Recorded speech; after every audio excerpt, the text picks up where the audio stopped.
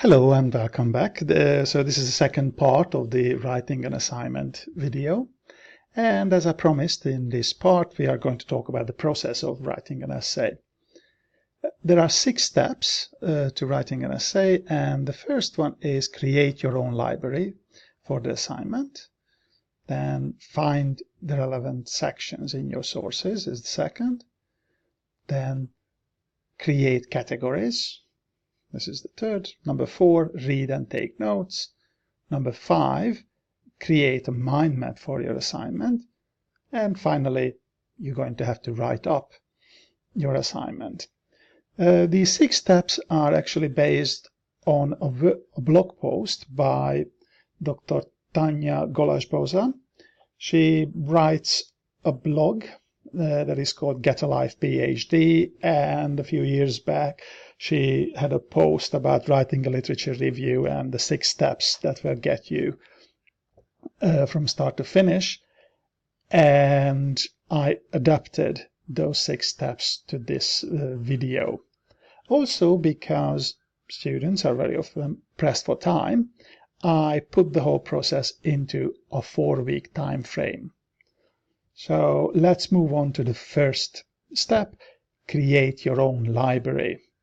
This basically means that you're going to have to go to the library and collect sources that you are going to have to read. Books and journal articles. And yeah, sure, journal articles, for the journal articles, you don't have to go to the library because you can get them through the library's webpage.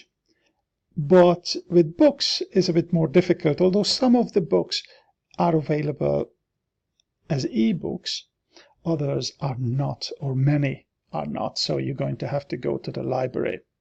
So once you're there, again, another problem, you may not be able to borrow all the books because there are never enough copies. But luckily, I don't think that you will need the whole book because you are very rarely, if ever, required to read a book from cover to cover to write an academic assignment. So it might be a good idea then maybe to scan the parts that are important for you. And as far as I can remember, you don't have to pay for scanning. And with the journal articles, you can just download them in a PDF format. A bit of advice, and I'm speaking from experience here, that I tend to give file names from which I can remember what's in the file, because once you have 25-30 PDFs saved on your computer or in your folder, if you don't do this, that it will be really difficult. You will have to open up lots of different files. So what I usually do is I have the author. If there are multiple authors, I just use the first one because it's really just for me, so I don't have to follow the APA 6 format here. But I also include the year and a short title that actually makes me remember what's inside the file. So, for example, Lynn 2014 Comprehend Output, which tells me that this article was written by Lynn 2014, and I know that it will be about comprehensible output in language teaching.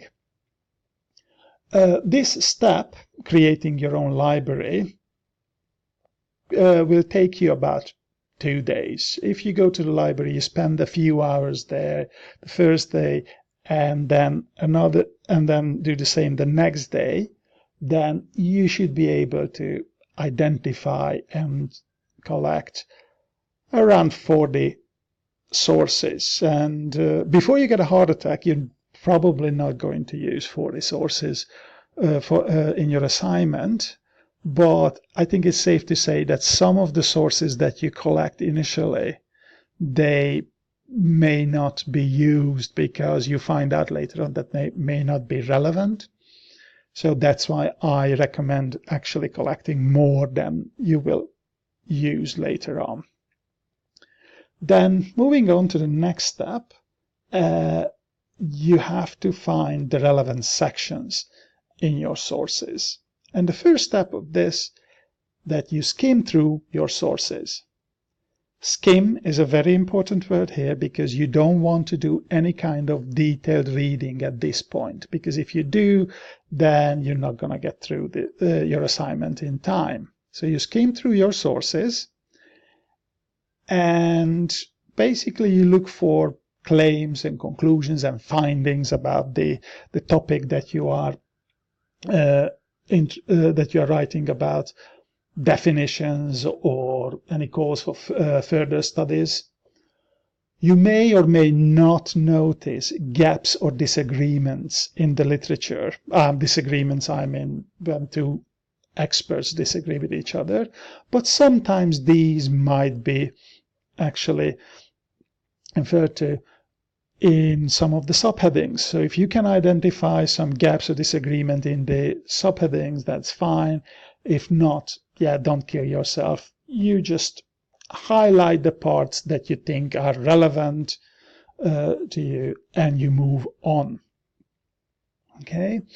For this step, you're probably going to use 2 full days. You have breakfast in the morning, you sit down, you start doing it, and with a few coffee breaks and a lunch break, you do this all day. And in 2 days, you are going to, within 2 days, you are going to finish, definitely. And that will actually help you to arrive at the third stage where you have to create categories. So what you are going to end up with is a whole bunch of papers and highlights. But this whole thing might seem to you as a big mess. So I encourage you to get a pair of scissors, or if you are working on your computer, you can use the snipping tool. You definitely have a snipping tool on your computer. Just type it in the search in your computer and you will find it. And I just recommend that whatever part you identified as relevant, you just have to cut it out. And as you're cutting them out, you sort them out in different piles, because probably different themes will emerge for you. So you might decide that, okay, maybe this cutout should go to the first pile, because in the first pile I have my definitions, and the other cutout should go into to the third pile, because this is when I'm writing about the second key concept. Okay, and this is the reason actually why I'm recommending you cutting out these bits, because it is highly likely that within one source there will be parts that will be relevant to the first theme, and there will be parts that might be relevant to the fourth theme. Okay, and basically this is where I would like to finish the second video, and we will talk about the other 3 steps in the third video. Thank you for watching, and see you in the third video. Ta-ta!